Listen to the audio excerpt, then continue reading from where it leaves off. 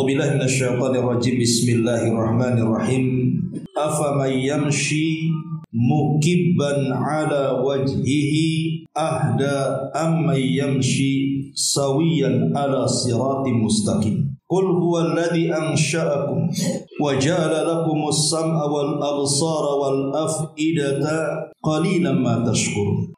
Qul huwallazi dzara'akum fil ardi wa ilaihi tuhsyarun wa yaquluna mata hadzal wa'du in kuntum shadiqin. Qul innamal ilmu indallahi wa innama ana nadhirun mubin. Apakah orang-orang yang merangkak dengan wajah tertelungkup itu lebih berpetunjuk, ataukah orang-orang yang berjalan tegap di atas jalan yang lurus? Katakanlah, Dialah yang menciptakan kamu dan menjadikan pendengaran, kemudian penglihatan dan hati nurani bagimu. Tetapi alangkah sedikitnya kamu bersyukur kepada Allah Azza wa Jalla. Katakanlah, Dialah yang telah menjadikan kamu berkembang biak di permukaan bumi, dan hanya kepadanya kamu akan dikumpulkan. Lalu mereka berkata, kapan datangnya ancaman itu jika kamu orang yang benar? Maka katakanlah, wahai Muhammad, sungguh ilmu tentang hari kiamat itu hanya pada Allah Subhanahu wa ta'ala, dan aku hanyalah seorang pemberi peringatan dan penjelasan saja. Ma'asyiral muslimin wal muslimat rahimakumullah. Pada ayat ke-22, Allah Subhanahu wa ta'ala menggambarkan kepada kita tentang kondisi orang-orang kafir dan juga orang-orang yang beriman. Adapun orang-orang kafir, kata Allah, afaman yamshi mukibban ala wajhi. Allah gambarkan kondisi orang kafir itu, mereka seperti merangkak berjalan dengan wajah-wajah mereka yang tertelungkup. Anda bisa bayangkan, kalau seandainya manusia berjalan menggunakan wajah mereka bukan dengan kaki mereka, kira-kira apa yang terjadi? Maka dia tidak akan sanggup memandang arah ke depannya, dan dia pasti akan menabrak sekehendaknya. Itulah yang akan terjadi pada hari kiamat, di mana ada orang-orang kafir oleh Allah Subhanahu wa ta'ala diperjalankan dengan wajah mereka bukan dengan kaki mereka. Ketika para sahabat bertanya, wahai Rasul, mungkinkah orang berjalan dengan wajah-wajahnya? Maka Rasul mengatakan, yang menjadikan kalian berjalan dengan kaki kalian, dia juga yang akan memperjalankan dengan wajah-wajah manusia. Dan Allah ala kulli syai'in qadir. Allah itu atas segala sesuatu maha mampu. Inilah kondisi orang kafir. Kondisi orang kafir yang mereka tidak mau merenungkan ayat-ayat Allah Subhanahu wa ta'ala. Kita tahu bahwa sebelum ayat ini Allah Subhanahu wa ta'ala menjelaskan kepada kita tentang bukti kekuasaannya. Baik bicara tentang langit, baik bicara tentang bumi, baik bicara tentang binatang, burung, dan begitu seterusnya. Bagi orang-orang yang beriman, tanda-tanda kuasa Allah Subhanahu wa ta'ala yang terbentang di hadapan kita itu sebuah pelajaran, bahkan sebuah ibadah yang disebut dengan ibadatut tafakkur. Tapi bagi orang-orang kafir, mereka tidak memandang pelajaran itu. Mereka tidak akan melihat dan tidak akan tafakur kepada makhluk di sekitarnya, sehingga mereka akan tetap kufur dan tidak akan beriman kepada Allah Subhanahu wa ta'ala. Makanya Allah katakan, afaman yamshi mukibban ala wajhihi ahda amman yamshi sawiyan ala siratim mustaqim. Apakah orang-orang yang merangkak dengan wajah tertelungkup, maksudnya orang-orang kafir yang tidak melihat sama sekali dengan ayat-ayat Allah, baik syar'i atau kauni, itu lebih berpetunjuk daripada orang yang berjalan dengan tegap di atas jalan yang lurus? Inilah kinayah daripada orang-orang yang beriman. Tentu tidak perlu dijawab karena jawabannya lebih jelas. Karena di sini ada namanya istifham ingkari, pertanyaan yang tidak perlu dijawab karena jelas jawabannya. Ya tentu berjalan dengan kedua kakinya, kemudian tegap pandangannya menuju ke depan, tentu dia bisa berjalan. Dibandingkan orang yang berjalan dengan wajahnya, sementara wajahnya terbenam ke dalam bumi, macam mana dia akan memandang? Dan macam mana dia akan berjalan?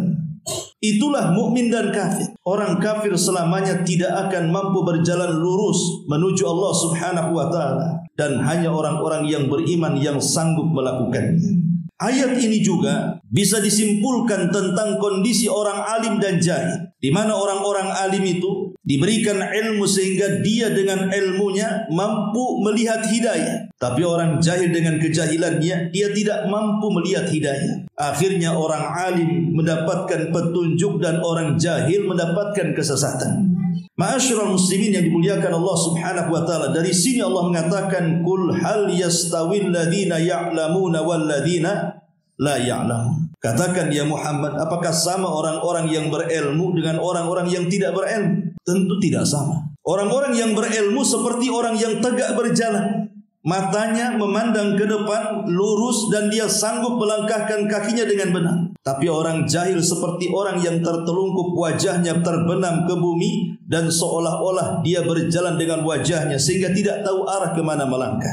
Itulah bedanya orang alim dengan orang jahil. Karena biasanya orang alim ini kalau bicara maka dia akan berpikir dulu. Tapi kalau orang jahil biasanya bicara baru berpikir. Ma'asyiral muslimin yang dimuliakan Allah Subhanahu wa taala. Kemudian Allah Subhanahu wa taala katakan di sini, "Qul huwallazi ansha'akum wa ja'ala lakumus sam'a wal absara wal af'idata qalilan ma tashkurun." Katakan ya Muhammad, dialah yang menciptakan kamu dan menjadikan pendengaran, penglihatan dan hati nurani untukmu, tetapi sedikit sekali kalian bersyukur kepada Allah Subhanahu wa taala. Setelah Allah Subhanahu wa taala menyebutkan kekuasaannya nun jauh di sana, bicara soal langit, soal bumi, soal lautan, soal burung, maka di sini Allah Subhanahu wa taala ingin mengajak renungan kepada diri kita. Tidak perlu kita melihat kuasa Allah itu begitu jauh ke arah sana. Lihatlah kepada badan kita, bahwa dalam badan kita ini ada kuasa Allah Subhanahu wa taala. Bagaimana Allah Subhanahu wa taala memberikan pendengaran sehingga kita bisa mendengar. Bagaimana Allah Subhanahu wa taala memberikan pandangan supaya kita bisa memandang. Bagaimana Allah Subhanahu wa taala memberikan hati nurani dan pikiran supaya kita berpikir. Dan ini tanda kuasa Allah Subhanahu wa taala, karena tiga alat inilah yang bisa menuju kepada Allah Subhanahu wa taala: pendengaran, pandangan dan pikiran. Di dalam ayat ini Allah Subhanahu wa taala mendahulukan pandangan mendahulukan pendengaran dibandingkan pandangan. Kenapa? Para ulama tafsir mengatakan karena mendengar itu dia mampu untuk mencerna maklumat. Dengan kita punya pendengaran, maka kita bisa menangkap dengan pendengaran itu penjelasan-penjelasan. Karena yang namanya mendengar itu pasti akan tertuju kepada semua arah. Walaupun yang ngomong sebelah kiri, walaupun yang ngomong sebelah kanan, walaupun yang ngomong di belakang, walaupun yang ngomong di depan, maka pendengaran itu tidak perlu arah. Dia bisa mendengar semuanya. Tetapi penglihatan tidak. Kalau kita lihat ke depan, dia tidak bisa melihat ke belakang. Kalau kita melihat ke kanan, kita tidak bisa melihat ke kiri, kan? Tapi kalau mendengar, kita bisa ngomong sebelah mana saja, arah mana saja. Telinga itu bisa mendengar. Dan kita tahu bahwa telinga ini atau alat pendengaran ini adalah semulia-mulianya atau sesuatu yang paling cepat untuk mendapatkan ilmu pengetahuan. Itulah kenapa kemudian mendengar didahulukan dibandingkan melihat. Karena ilmu itu lebih banyak diraih dengan cara mendengar dibandingkan melihat. Ma'asyiral muslimin yang dimuliakan Allah Subhanahu wa taala, dan pendengar ini sebuah nikmat, ikhwan. Pendengaran ini nikmat yang Allah anugerahkan kepada kita. Dengan mendengar kita bisa menjawab azan. Coba kalau tuli dengar azan, enggak dengar. Cuman antum mau menjawab. Ada orang azan, orang tuli kan enggak dengar. Tapi kalau kita mendengar, kita bisa menjawab. Apa yang dikatakan muadzin kita bisa jawab satu persatu. Sehingga kita bisa tepat ketika berdoa setelah mendengar azan. Tapi orang tuli macam mana caranya? Orang yang mendengar, dia bisa mendengarkan bacaan imam. Sehingga bisa dengan pasti dia menjawab ketika imam mengatakan ghairil maghdubi alaihim waladhdallin, maka kita bisa mengatakan amin. Tapi orang tuli, jangan-jangan imam lagi Fatihah dia sudah amin duluan karena enggak dengar. Kemudian juga orang yang mendengar itu bisa mendengarkan kajian. Saya sedang menyampaikan kajian seperti ini, kalau antum tuli, paham ucapan saya? Enggak akan paham. Ngomong apa Ustaz itu komat kamit katanya. Ya namanya orang tuli. Dan ini nikmat, dengan mendengar itu antum bisa mendengar kajian secara live, bisa mendengar lewat YouTube, bisa mendengar lewat Facebook, lewat dunia medsos yang lainnya. Ini sebuah nikmat. Bahkan dengan mendengar, kita bisa mendengar nasihat-nasihat orang-orang yang menasihati kita. Boleh jadi mungkin orang tua kita menasihati kita, guru-guru kita menasihati kita. Kita bisa dengar nasihat mereka. Kalau orang tuli, bingung, ngomong apa ini orang tua ini? Ngomong apa ini ustaz ini? Namanya orang tuli. Jadi dengar itu sebuah kenikmatan dari Allah Subhanahu wa taala. Bahkan orang mendengar itu hidupnya akan lebih hati-hati. Ketika ada orang yang memperingatkan, maka dia akan lebih hati-hati lagi. Contoh umpamanya antum naik motor, antum tuli, tetap aja di tengah gitu. Di belakang sudah ngelakson-ngelakson, tato-tato, antum nggak dengar. Boleh jadi antum ditabrak. Sehingga hidupnya lebih hati-hati orang yang mendengar itu. Dan itu nikmat dari Allah Subhanahu wa taala. Bahkan lebih daripada itu, kita bisa mendengar lantunan-lantunan Al-Quran. Inilah yang paling agung, di mana nikmat dengar itu bisa mendengar kalamullah Azza wa Jalla. Dan banyak lagi nikmat dengar ini. Makanya beruntung kalau Allah Subhanahu wa taala masih memberikan kepada kita nikmat mampu mendengar ini. Jagalah nikmat ini baik-baik. Sebelum Allah Subhanahu wa taala mencabut nikmat dengar ini, baru kita rasakan betapa indahnya orang bisa mendengar. Tanya orang yang tuli itu, macam mana rasanya? Pasti orang tuli itu kalau kita katakan kira-kira nikmat Allah, kalau Allah anugerahkan kepadamu, kira-kira kau mau apa? Pasti dia ingin bisa mendengar. Tetapi banyak orang-orang yang dari sejak lahir sampai hari ini diberikan nikmat dengar tapi tidak disyukuri. Malah kemudian didengarkan kepada perkara-perkara yang membuat Allah murka. Menikmati orang yang sedang gibah, menikmati musik-musik dan juga lagu-lagu. Terkadang juga kalam-kalam yang tidak layak untuk didengarnya. Dengan cara tajasus, kira-kira dia ngomong apa, didekati kemudian disadap dengan telinganya. Lah orang seperti ini tidak paham bahwa dia tidak pandai bersyukur kepada nikmat dengar itu. Maka nikmat dengar, cara mensyukurinya adalah berikan pendengaran ini kepada sesuatu yang diridhoi Allah. Jangan sedengar-dengarnya, karena pendengaran ini akan ditanya di hadapan Allah Subhanahu wa taala. Wala taqfu ma laysa laka bi ilmun innas sam'a, sesungguhnya pendengaran, wal basar dan penglihatan, wal fuad dan hati, kullu ulaika kana anhu mas'ula, semuanya akan ditanya. Ma'asyiral muslimin wal muslimat rahimakumullah. Kemudian yang kedua yang Allah berikan nikmat kepada kita apa? Nikmat penglihatan. Qul huwallazi ansha'akum wa ja'ala lakumus sam'a wal absar. Nikmat yang kedua adalah nikmat mampu memandang. Allah Subhanahu wa taala katakan, alam naj'al lahu ainaini. Bukankah kami telah memberikan kepadamu dua bola mata yang mampu memandang? Maka ini nikmat besar. Dengan memandang kita bisa membaca Quran. Macam mana orang buta membaca Quran? Akhirnya kemudian diberikan Quran khusus. Kan tidak semua Quran dia bisa baca. Memang khusus Quran orang yang buta. Tetapi orang yang memandang dia bisa membaca mushaf manapun. Dan ini sebuah kenikmatan dari Allah Subhanahu wa taala. Belum lagi dengan melihat dan memandang kita bisa membaca kitab-kitab para ulama. Kita bisa belajar, kita bisa mutalaah karya-karya besar para guru-guru kita bisa membaca dengan melihat. Dengan melihat kita juga kalau seandainya berada di tengah-tengah jihad, atau boleh juga mungkin di tengah-tengah perbatasan perang, maka kita bisa melihat musuh. Kalau seandainya kita buta, macam mana dia akan berperang? Musuhnya pun dia tidak tahu ada di mana. Kalau orang buta itu sama dengan melawan musuh yang tidak kelihatan. Melawan musuh bayang-bayang kan begitu. Ya pasti lebih banyak kalah dibandingkan menangnya. Namanya melihat musuh yang tidak kelihatan. Tapi dengan memandang kita tahu, oh posisi musuh sebelah sini, posisi musuh sebelah situ. Sehingga kita bisa dimenangkan dalam jihad. Bahkan dengan memandang, akhirnya kemudian kita pun bisa meneteskan kedua air mata. Mungkin boleh jadi kita memandang orang-orang miskin, memandang orang-orang yang sedang sakit, memandang anak-anak yatim, akhirnya terenyuh hati, kemudian meneteskan kedua air mata. Dari sini Rasul mengatakan, la yali jinnar ainun bakat min khasyatillah. Tidak akan disentuh api neraka kedua mata yang meneteskan air mata. Dengan memandang apa lagi? Dengan memandang kita bisa melihat imam saat sholat kan. Cemana kalau dia buta, imam ruku, tidak aja dia. Imam sudah sujud disangkanya ruku. Makanya memandang itu penting. Kemudian juga dengan memandang kita bisa membedakan mana bahaya dan mana tidak. Kita berjalan nih, di sini ada lubang, di situ tidak ada lubang. Kita bisa menghindari bahaya-bahaya itu.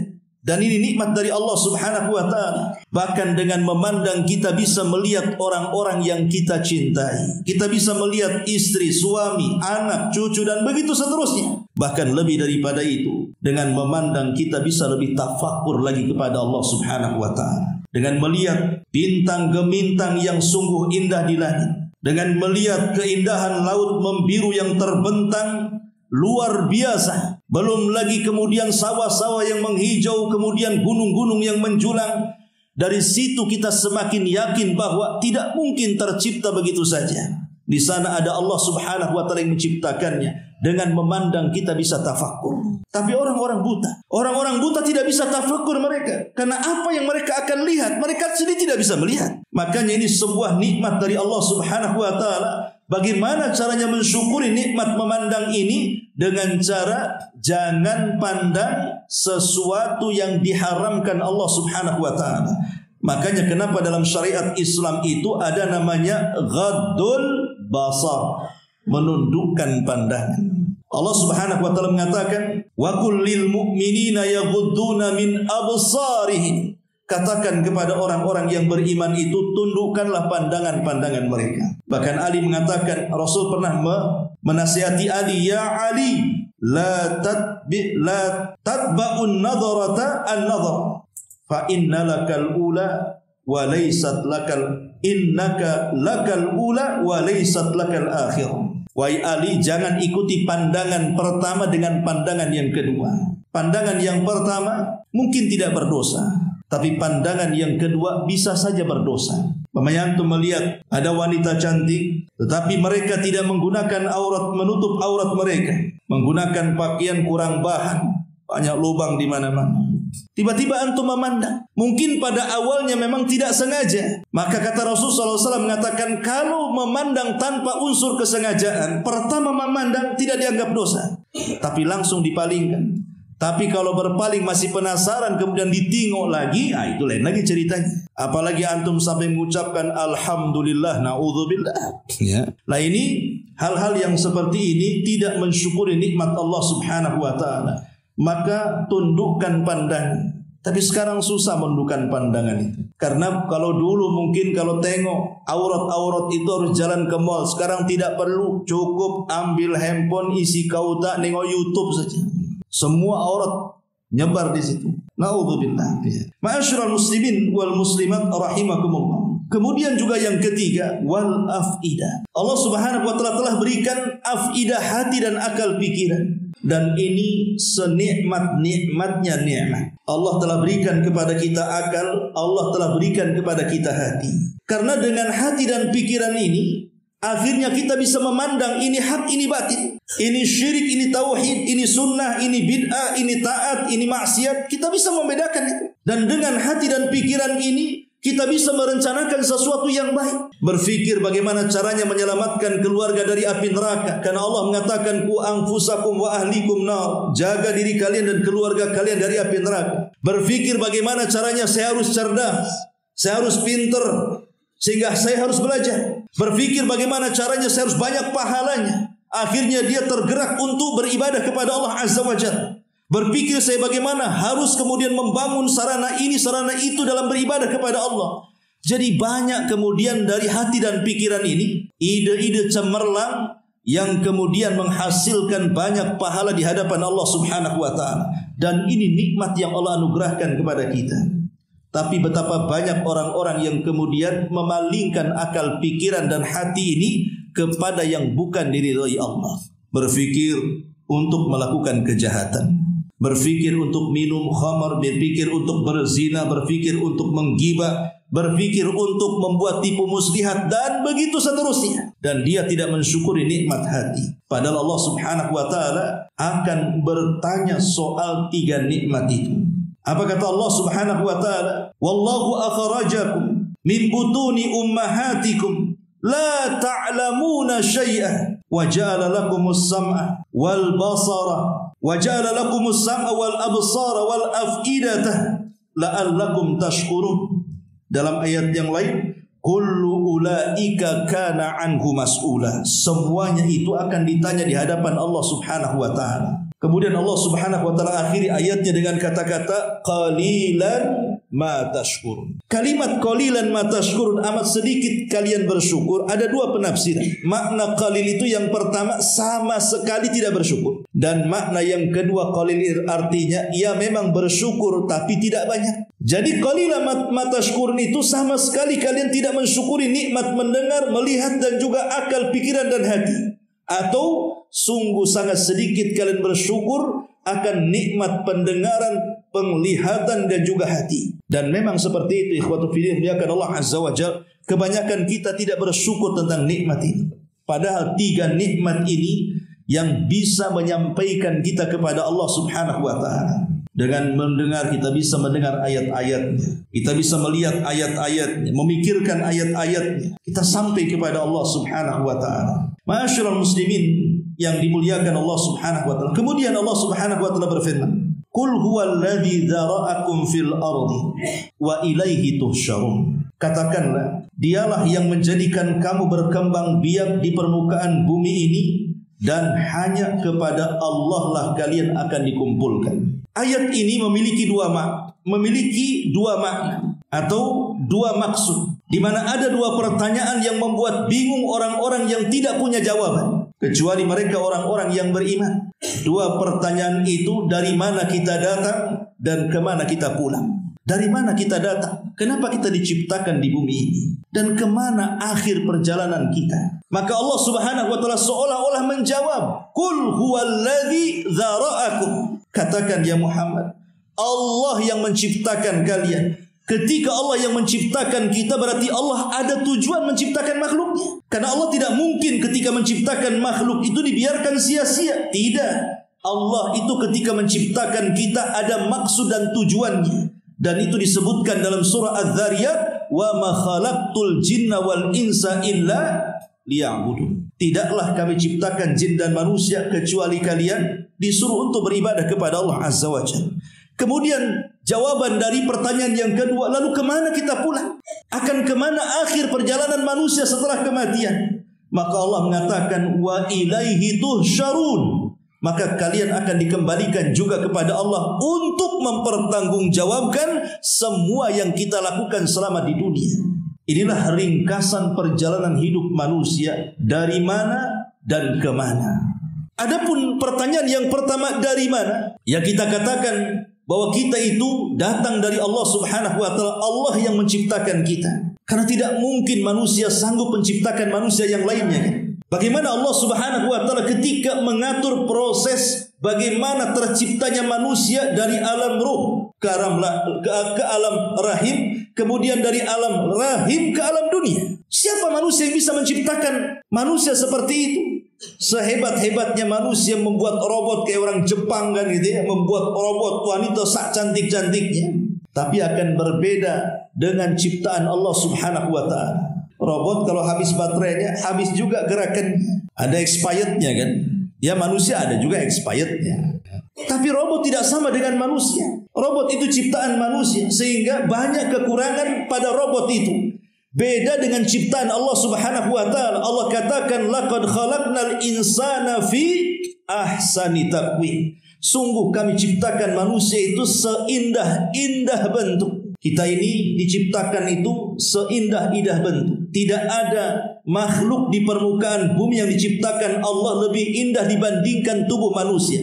Bayangkan manusia itu dengan kedua kakinya dia bisa berdiri tegak dan bisa berjalan tanpa oyong ke belakang dan ke depan. Bisa dia berjalan kaki. Tapi lihat binatang, tidak ada yang sanggup berjalan dengan kedua kakinya tegap seperti manusia. Sebutkan binatang.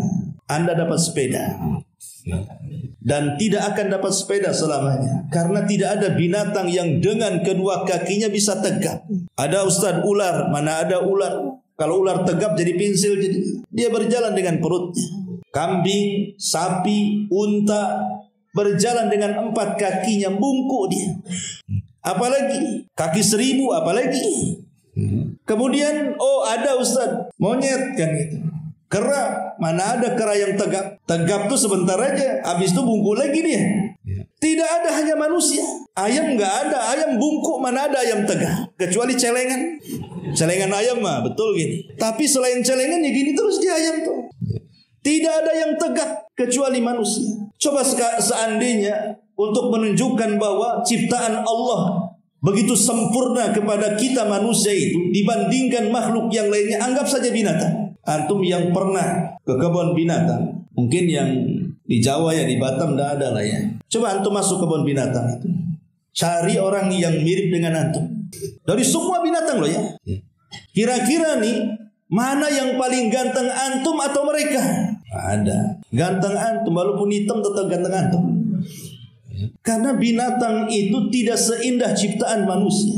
Lah kuasa siapa Allah bisa menciptakan manusia seindah itu kalau bukan Allah Azza wa Jalla? Qul huwallazi dzara'akum. Allah yang menciptakan kalian dengan berbagai macam proses loh ciptaan kita ini. Dari segumpal mani berubah menjadi segumpal darah, dari segumpal darah berubah menjadi segumpal daging, kemudian dibentuk, kemudian ditiupkan roh. 9 bulan mengendap di rahim, kemudian brojol ke alam dunia. Jadilah dia bayi merah yang tidak berdaya, kemudian berangsur menjadi remaja, mulai ada akal pikirannya, kemudian berjalan sampai dewasa, kemudian menjadi kuat badannya, kuat pikirannya, kuat hatinya, kuat pengalamannya. Walaupun pada akhirnya lambat laun pun dia akan menua, dan kalau sudah menua tinggal menunggu harinya, dia pun akan dapat dengan ajalnya. Tetapi pelajarannya adalah kalau manusia itu mau berpikir bahwa setiap fase-fase kehidupan manusia itu ada perubahan, dari masa lemah kemudian ke masa kuat, kemudian dari masa kuat kembali melemah, menunjukkan bahwa manusia itu akan dikembalikan kepada Allah Subhanahu wa taala dengan kematiannya. Itulah yang dikatakan wa ilaihi tuhsyarun. Kalian akan dikumpulkan di hadapan Allah. Maknanya ada kehidupan setelah kematian. Coba bisa bayangkan, andai kata hidup manusia itu cuma 1 kali saja, tidak ada kehidupan setelah kematian. 1 kali saja kehidupan kita ini di dunia, tidak ada kehidupan setelah kematian. Macam mana nasib orang-orang yang dizalimi? Macam mana nasib-nasib orang-orang yang disakiti? Bagaimana pula nasib orang-orang yang dibunuh? Bagaimana nasib orang-orang yang miskin yang tidak diberikan kesempatan kaya dan kesenangan? Andai hidup cuma 1 kali, seolah-olah selamanya mereka tidak akan mendapatkan keadilan kan?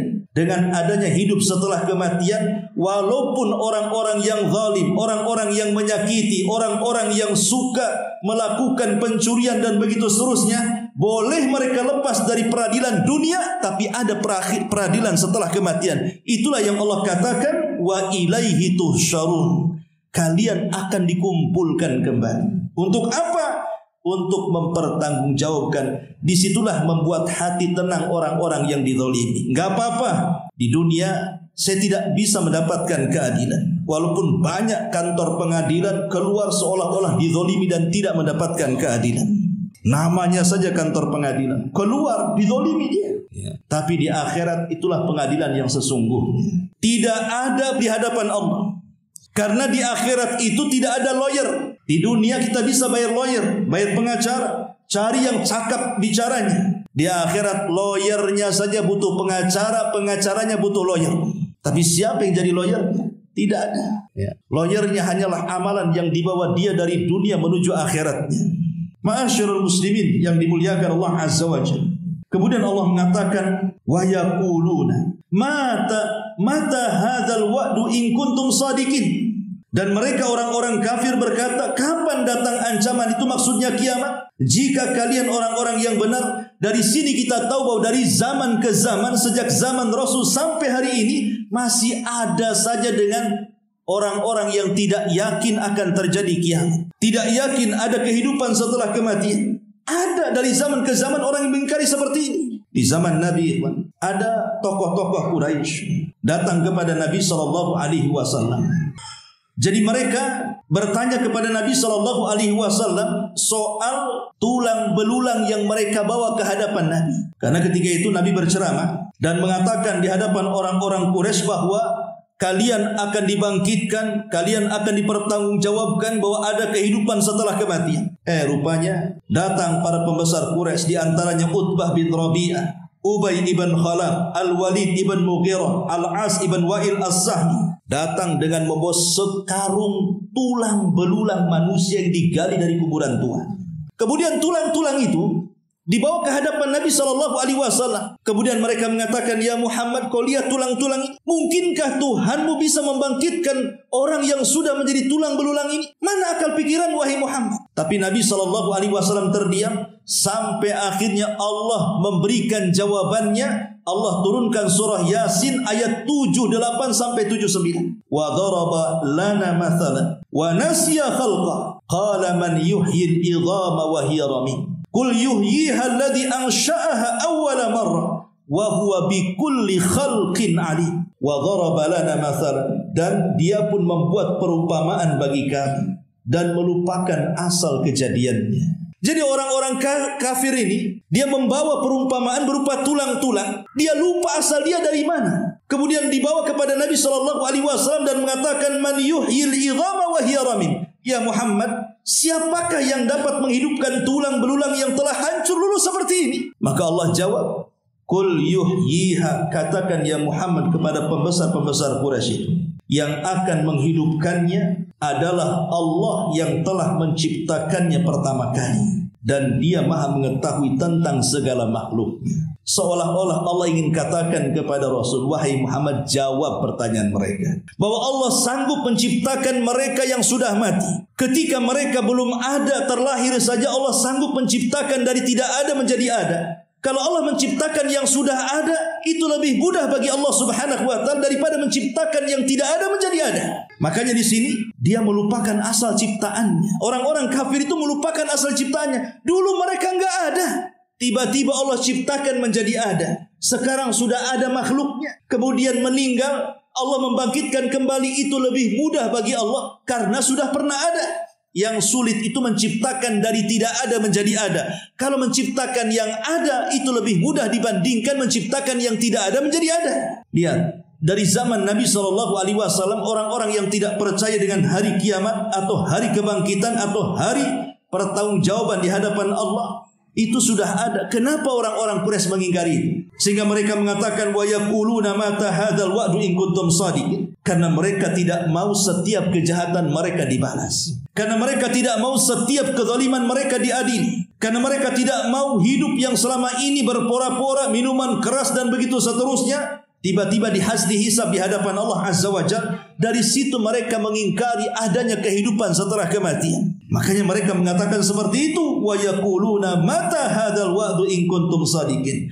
Maka Allah katakan, qul innamal ilmu indallah wa innama ana nadhirum mubin. Katakanlah ya Muhammad, sesungguhnya ilmu tentang hari kiamat, ilmu tentang hari akhir hanyalah pada Allah Subhanahu wa ta'ala. Aku hanya seorang pemberi peringatan dan menjelaskan saja.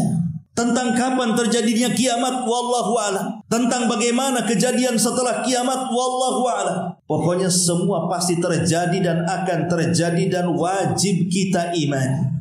Memang kalau seseorang itu tidak punya iman, akan mudah mengingkari tentang adanya kehidupan setelah kematian. Makanya ada orang-orang yang berusaha kemudian membantah bahwa tidak ada namanya alam barzakh, tidak ada namanya alam kubur. Akhirnya dia coba ketika ada orang mati dimasukkan CCTV ke dalam kuburan, kemudian disambungkan ke komputer. 24 jam lah dia itu di depan komputer, tidak berkedip. Mana mungkar nakir kau belum tampang. Katanya akan ditanya man robuk, tak dengar pun ada kalimat itu. Tetap saja kuburan itu tidak berubah. Inilah kalau seandainya keimanan kepada perkara gaib itu digunakan dengan logika, menyamakan sesuatu yang gaib dengan nyata, yang nggak ketemu. Karena kalau kita perkara gaib itu tidak bisa diakal-akali, yang ada hanya diimani. Seperti peristiwa Isra Mi'raj, kalau diakali ya nggak mungkin masuk akal. Namanya Rasul melakukan perjalanan dari Masjidil Haram ke Masjidil Aqsa, kemudian dari Masjidil Aqsa ke Sidratil Muntaha, balik lagi ke Aqsa, balik lagi ke Haram, dan itu hanya waktu sesingkat-singkatnya. Bayangkan, hanya sepertiga malam akhir. Akal mana yang bisa menerima coba? Sebenarnya bukan akal yang tidak menerima, terlalu kecil akal kita untuk menerima kenyataan itu. Sehingga peristiwa itu baru akan diyakini kalau kita betul-betul beriman. Kalau tidak ada iman, tidak akan kita yakini perkara-perkara itu. Sama dengan perkara akhir. Adanya kiamat, adanya kehidupan setelah kematian, adanya kehidupan setelah kebangkitan. Ini kan tidak bisa dibuktikan. Macam mana cara membuktikannya? Kecuali Al-Quran itu hanya mengajak berpikir saja. Lihat tumbuh-tumbuhan yang di lapangan, tiba-tiba ketika tidak ada sama sekali kita guyur air kemudian tumbuh. Siapa yang menciptakannya? Kalau ini Allah bisa membangkitkannya, maka nanti pada hari kiamat pun Allah sanggup untuk membangkitkannya. Tapi kan bukti sulit untuk dibuktikan kecuali kita mati dulu kan. Kalau Anda tidak percaya, mati dulu. Nah, baru nanti setelah mati baru percaya, masuk kuburan kan gitu. Oh, nanti ada kebangkitan. Ya kalau belum beriman dan dia masih hidup, maka banyak orang yang tidak yakin sejak zaman Nabi sampai hari ini. Banyak orang-orang yang tidak yakin. Makanya di sini Allah Subhanahu wa taala ingin menegaskan kepada kita perlu adanya keimanan yang mantap ketika kita mengimani sesuatu yang gaib, alam setelah kematian dan kehidupan setelah akhir. Wallahu a'lam bishawab. Subhanaka wa bihamdika asyhadu an la ilaha illa anta astaghfiruka wa atubu ilaik. Allah ta'ala alam. Assalamualaikum warahmatullahi wabarakatuh.